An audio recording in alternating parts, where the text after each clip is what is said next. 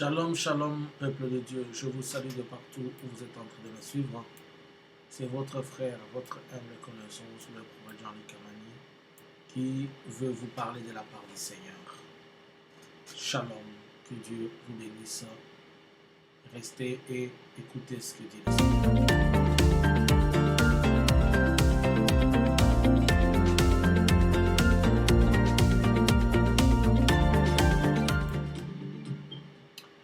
Prions, ainsi nous allons partager ce que le Seigneur nous demande de dire.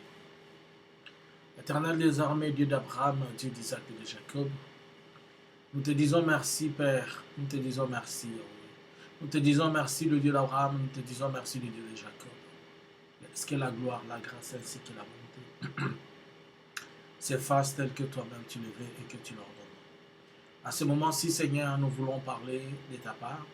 Et j'aimerais que tu conduises et que tu guides ces messages, afin qu'il arrive à chacun de nous de comprendre et que tous les programmes et les plans de l'ennemi contre la volonté et contre ce que Dieu tu aimerais, que tous leurs projets échouent au nom puissant et glorieux de Jésus. Amen. Je vais lire un verset dans la Bible. Je suis dans le livre d'Habakkuk, chapitre 1er, le verset 5. Jette les yeux parmi les nations et regarde. Soyez saisis d'étonnement et d'épouvante, car je vais faire en vos jours une œuvre que vous ne croiriez pas si on la raconte.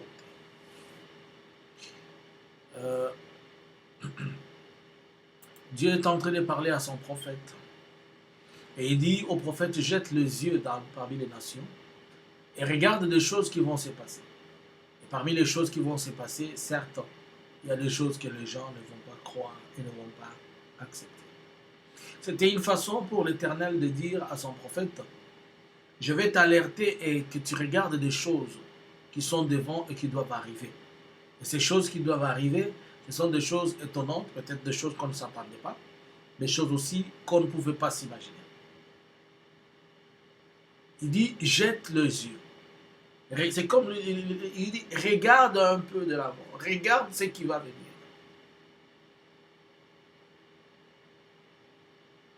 Alléluia. J'ai un message prophétique pour la République démocratique du Congo. Nous sommes le 13 juin 2023. Ce message, je l'ai vu pour la première fois. Il s'est répété et on m'a dit d'alerter les gens pour ça. Dans une vision que j'ai faite, je vis le dirigeant de la CENI, la Commission nationale électorale indépendante, quelque chose comme ça, qui est l'organe étatique pour l'organisation des élections en République démocratique du Congo, par le trichement de ceux qui les conduisent, je les vis faire un communiqué.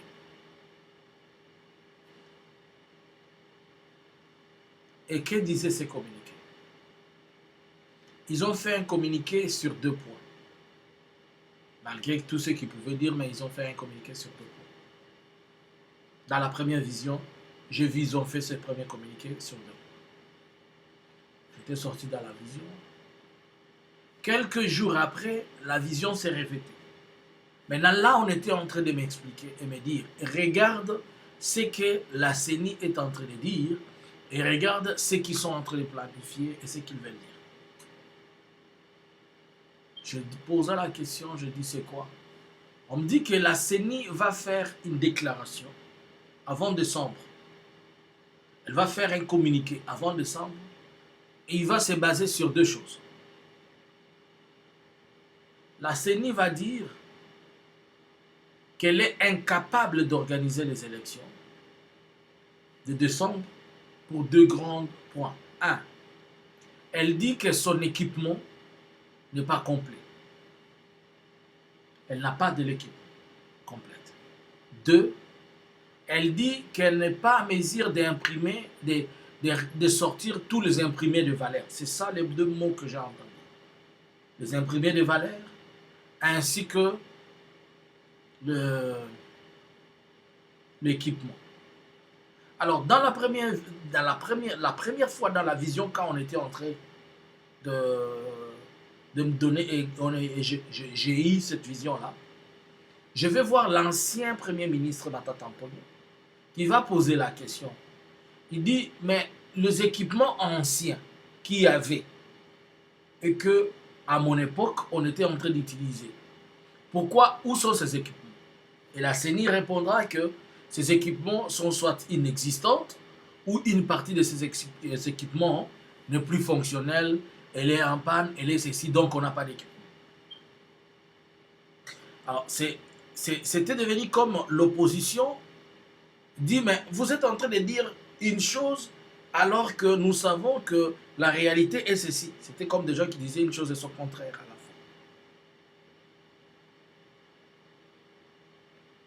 à la fois. Et je t'ai sorti dans cette vision-là.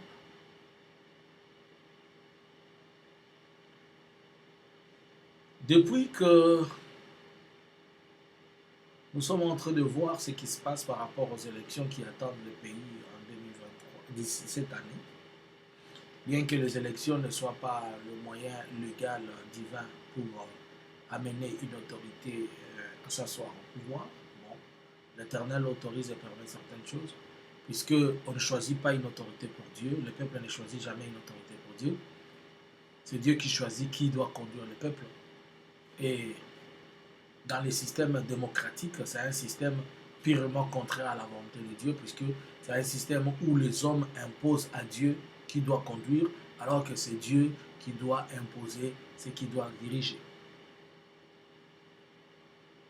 Et on dit que la démocratie, c'est le pouvoir du peuple par le peuple. Or, tout pouvoir ne vient pas du peuple, ça vient de Dieu. Et tout ce qui vient de Dieu n'est pas essentiel. Et tout ce pouvoir ne vient pas essentiellement de Dieu.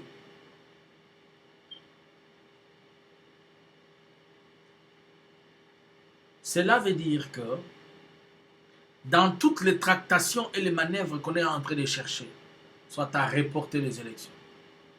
Parce que je vais vous rappeler, l'avais dit depuis 2021, que l'Éternel était en train de me dire, regarde le cœur de ceux qui sont en train de diriger votre pays.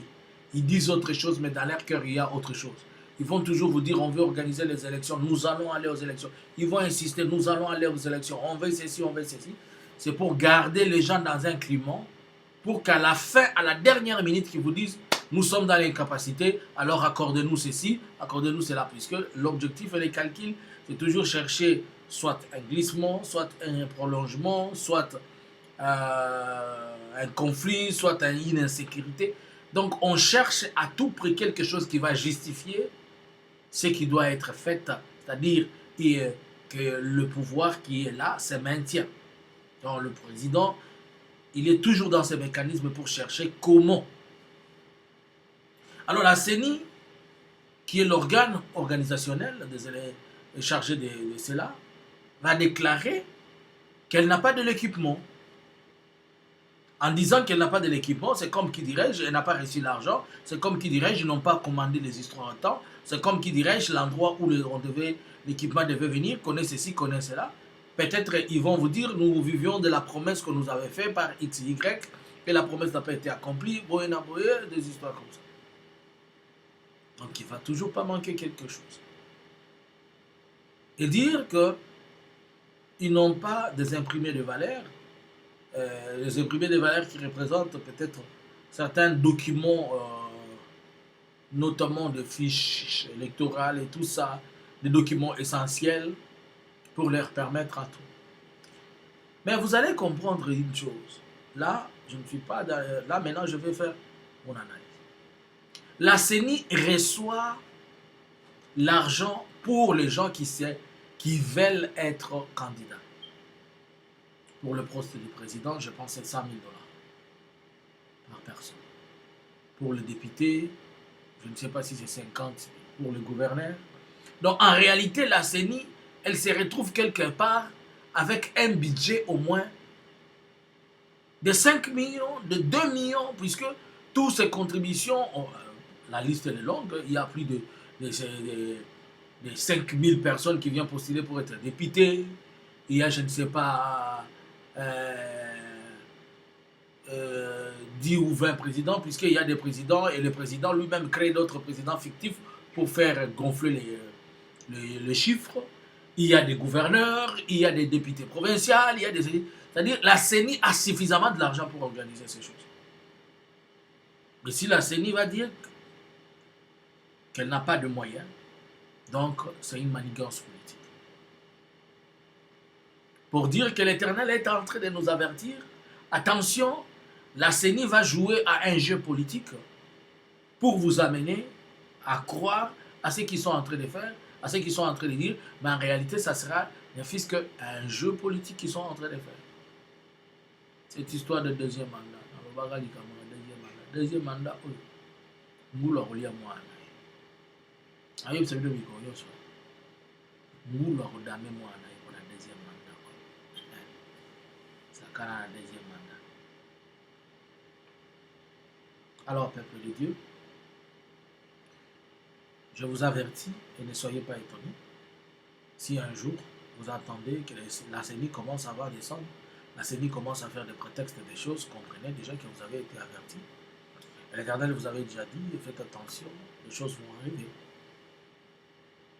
Je n'étais qu'en train de vous alerter pour vous dire, attention, la CENI là-bas, au Vandela, au Kalinga, Bor, pas, oh, c'était parti, c'est rentré, voilà. Et tout le monde va partir dans leur voilà. Voilà, j'en profite pour vous présenter ceci, mes bien-aimés. Vous voyez cette photo ici? Ça représente ces brochures. Ces brochures plutôt, c'est les livres que le prophète a écrits. Dans ces brochures, j'essaie d'expliquer une prophétie que le Seigneur m'a donnée, montrant comment les forces onusiennes vont quitter la RDC. Et dans ces messages, je suis en train de parler des choses à venir, comment le monde va se retrouver encore bousculé dans d'autres réalités politico-économiques, sociales. Vous vous rappelez que j'avais annoncé la guerre qui se passe maintenant de la Russie qui a commencé depuis l'année passée. Je l'avais annoncé en 2017 et j'ai répété en 2018 et en 2019. Voilà que je viens vous annoncer encore des choses. Je le dis toujours en avance pour que les gens comprennent. J'ai pris la stratégie de commencer à écrire des messages pour permettre à ce que ces archives restent, et même si nous ne serons pas un jour, que les gens les consultent. Et le titre, il dit « L'aigle arrache le tigre entre les mains de l'ours et du dragon ». C'est trop intéressant, si vous pouvez lire, c'est trop éducatif. Ça n'a pas de prix, c'est ton offrande. Si tu veux offrir 1 million d'euros, c'est toi. Si tu veux offrir 20 millions d'euros, si tu veux offrir 1000, 2000, 5000, 3000, mais pense aussi à la poste, ça peut parvenir à tout le monde. C'est encore une version française, mais si Dieu nous faisait grâce, nous allons avoir une version anglaise. Si vous donnez votre offrande pour ceci nous aide aussi, à nous de notre côté. L'offrande que nous avons, les gens savent, nous avons un projet, on scolarise 390 élèves à Kinshasa. Nous allons encore avoir de l'argent pour scolariser ces enfants. Donc le prophète met en place cette œuvre pour permettre à ce que vous puissiez aussi nous aider à scolariser. Ne dites pas que nous sommes en train de vendre l'œuvre de Dieu. Ce n'est pas, on ne vend pas l'œuvre de Dieu, mais nous essayons de vous montrer ce que la Bible dit. Mon peuple périt parce qu'il lui manque la connaissance. C'est comme tu as rejeté la connaissance, moi aussi je vais te rejeter. La connaissance est dans la lecture. Si Dieu n'avait pas permis la révélation du Saint-Esprit être donnée à ceux-là qui étaient de l'époque et les écrire, tu n'allais pas lire la Bible aujourd'hui. Et tu ne dis pas qu'on va à la Bible ou bien on va à l'œuvre de Dieu. Alors que tu achètes la Bible, des fois tu l'achètes pour 150 euros, des fois tu l'achètes pour 200 $, des fois tu l'achètes pour 20 ou 30. Mais tu ne dis pas qu'on vend la parole de Dieu ou on va à l'œuvre de Dieu. L'œuvre de Dieu aussi n'avance pas sans argent. L'œuvre de Dieu, elle est gratuite. Le ministère est gratuit, mais l'œuvre n'est pas gratuite. Donc, comprenez que l'évangélisation, l'évangélisation, nous la recevons, mais pour évangéliser, il faut de l'argent. Donc, je vous encourage de lire ces livres. C'est moins ne te fatigue pas, ne dis pas que c'est beaucoup. Non, c'est moins de 40 pages. Ça va t'aider, tu vas comprendre des choses. Et j'aurai toujours à parler d'autres messages. Je vais avoir encore vous écrire, je suis en train d'écrire un autre livre, ce que sera le monde dans les 12 ans. Je suis en train d'écrire aussi le programme de Dieu pour la République démocratique du Congo. Quand je vais finir ça, je vais vous publier ça. Je suis en train d'écrire un tas de choses. Alors encouragez-nous et vous aussi ayez l'habitude de lire. Aujourd'hui, tout le monde est en train de dire Papa Simon Kimbangu avait dit, Simon Kimbangu avait dit, Simon Kimbangu avait dit. Mais il n'y a personne qui a les vrais écrits ou bien ce que Kimbangu lui-même avait écrit. Je suis en train d'écrire de mon vivant pour permettre à ce que même quand je ne serai pas là, que même si vous traduisez, on dira quand même qu'il y a la version originale. Shalom, que Dieu vous bénisse. C'était pour vous le prophète Jean-Luc Kamani. Shalom. Abonnez-vous à la chaîne La Vérité. N'oubliez pas, nous invitons aussi, nous avons la croisière au mois d'août ici en Suède. Si vous n'êtes pas encore arrivé à prier avec nous à la croisière, nous vous invitons. La croisière, c'est du 17 au 20 août 2023. Nous venons en Suède et nous allons dans le bateau, nous allons vers la Finlande, nous revenons dans la prière, nous profitons du temps de la prière, du partage de la parole et aussi on essaie un peu de faire un peu de tourisme dans la ville de Helsinki. Que Dieu vous bénisse. Si vous avez besoin de toutes les informations, vous contactez le prophète au plus 46 73 95 76 740. Shalom.